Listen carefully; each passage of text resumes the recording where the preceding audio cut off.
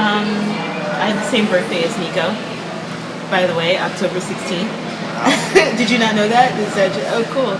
Yeah, which is interesting. Thank you for saying that. I do identify with the Velvet Underground. I do identify with that scene, Bob Dylan, and all of that type of music. I think it came... My mother grew me up on Elton John, Three Dog Night, Cat Stevens, Jermaine Jackson. So when I was 15 or 16, I had her old records, and I nailed them to my wall in this grid. And they were all original. The Allman Brothers, the Doobie Brothers. So that's just kind of what I grew up with. And my father loved country, gospel, and soul. I had to listen to Kenny Rogers and all that stuff. So I only found rock and roll later through MTV. Alternative music, with Nirvana and Radiohead and stuff like that. So I don't know, it's just kind of this hodgepodge. That's kind of where I get it from. I'm classically trained, so it's kind of like taking my classical training vocals and putting them over really experimental music. Like, I'm always going to be a weirdo. You can put me in school and you can whip me and put me in this shape, but I'll always kind of bounce outside of this box because there are things that I hear in my head and there are things that I see and observe that are a little bit different. The music is supposed to make you feel like you're dying and falling in love on LSD. And, when people hear the music and when they see me, they walk up to me and say, I felt comforted, like you really kind of made me feel like everything was going to be okay. And that's what it is, kind of taking a reassurance and kind of giving it out to people, because psychedelic music is the only type of music that still talks about love. It still talks about spirituality. It still talks about all those things. Just openness, just your feelings. And that's just kind of where I'm at, I don't know where it comes from. A lot of it, the song that I wrote for the new record I used a riff that I learned literally 13 years ago, finally. So I still have little ideas and riffs for new things, but I don't know, I also collaborate and get ideas from other producers and other songwriters. But the whole thing is about love and getting people on the level of remembering themselves and being in touch with their own chakras, their own alignment, their own feelings, and being able to coast through life, not with necessarily confidence, but when you have a self-awareness and a relationship with yourself,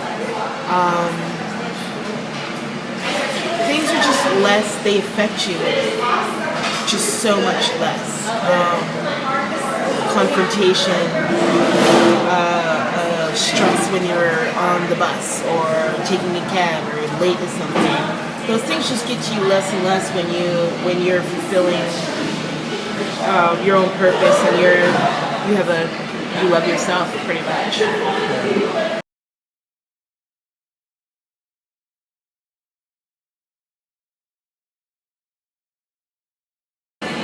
I'm definitely still exploring. I haven't really found myself yet. All my albums sound really different. Sometimes, Bring to the Table sounds different because, my drummer, missed his airplane to come in. So it's just I had, this psychedelic drummer, and, he missed his airplane. So there was a southern young man in the studio, just an assistant, and he's like, well, with his accent, I can play for you. And I was like, wow, that's really sweet, and it's great. But it turned into a really clean folk record instead of having that kind of, that I was looking for. And I was afraid of that for a while. Sometimes I get afraid of being too clean and too polished.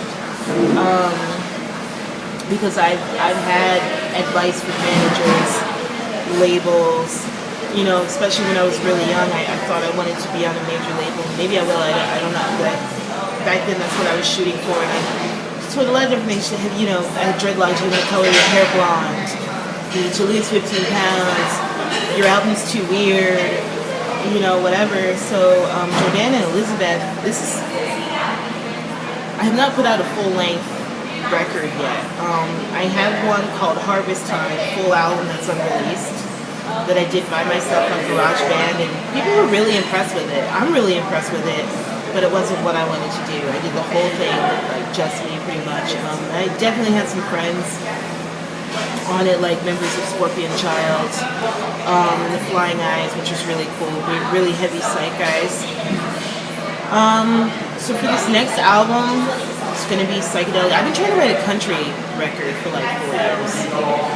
So it was really inspiring to see Jason Simon pop up with Old Testament. I was in LA during the time to see him evolve from solo Jason Simon to Old Testament and and become like really into Towns Van Zandt and kind of do that bluegrass thing, Americana thing. And I was like, okay,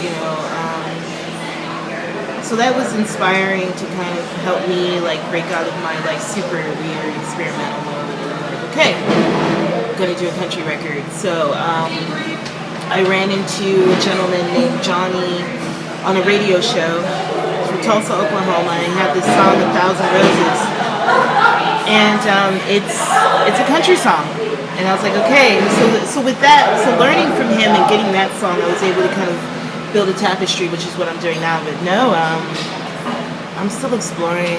I still feel like I need a better studio. I feel like I need more time. I feel like I need space. I feel like I need people who have the time to sit down for 12 hours for a couple weeks and just hammer shit out. I have very little time to write my music right now, but if I've got to like hide away in the mountains for a couple of days or like whatever, I will. But living in the city is hard, and you gotta kind of navigate it. But this next record is exciting, so.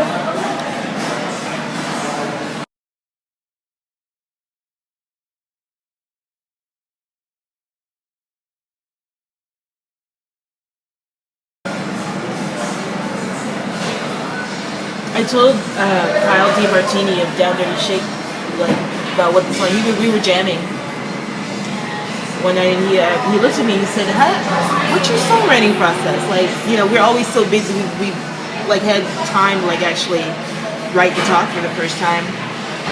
So what's your songwriting process?" I said, "Well, I have muses, and sometimes I'll make up a story. I'll hear a riff, and something will pop into my head, and I'll just tell a story." This was a true story. It was about a musician that I met when I was 21, and we just were together for a night. It was on tour or whatever, and it took me 6 years to see a show again. And I mean, tours constantly, and I had chance after chance after chance, and I just never get around to it. And finally, in Manhattan last year, finally get around to it. And so it was significant because he remembered me. After 6 years, and I countless women, I can't even imagine, what I'm saying, like being on tour for, so many years. After the shows in the front row or whatever, after the show, he was outside, and I walked up to him and said, "Hi, do you remember me?" He said, "Of course, Jordannah." I was, I don't think realistic women in the scene expect much, especially after that long of a time for musicians. I think when you're a musician, you understand that, we see thousands of people every year. That was pretty much it. He gave me his phone number, it was real, you know what I mean? Like, it was just kind of, it was really endearing. Just that it was like he respected me, he remembered me, and that's pretty much what it was.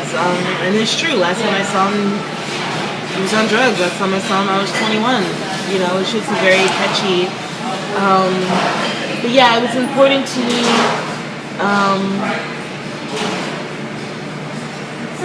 Because he has a lot of influence just on my music, on my vocal style and everything. And I admire him. I try not to deal with people that I don't admire, but I thought that was, I think I'm really able to take really little things and hold them, you know, dear. And I just thought that was like a little romantic, like, thing, you know, to just not be forgotten after so long. And that's what 6 years is about. It's a literal story. Not all of them are literal stories, but this one is the true story.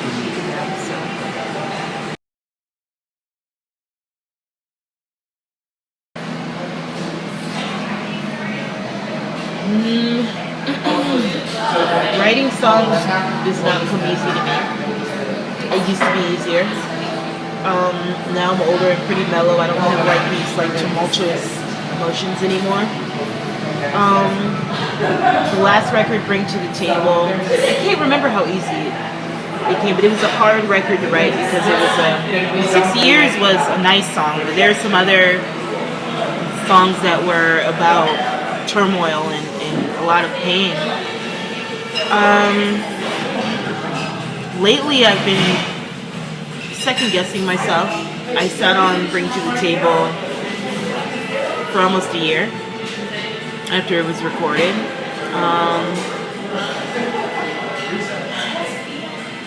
And even this record, I wasn't confident that I could write it myself. So I called on some friends. Now I'm kind of in the groove and I've been able to write a few songs.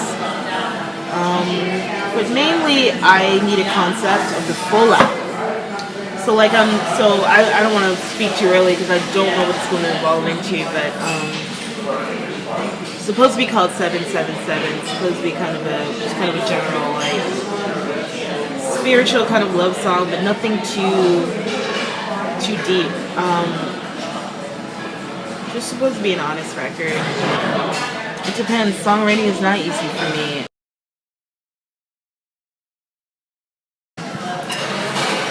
I just got my little train ticket paid to go to Denver.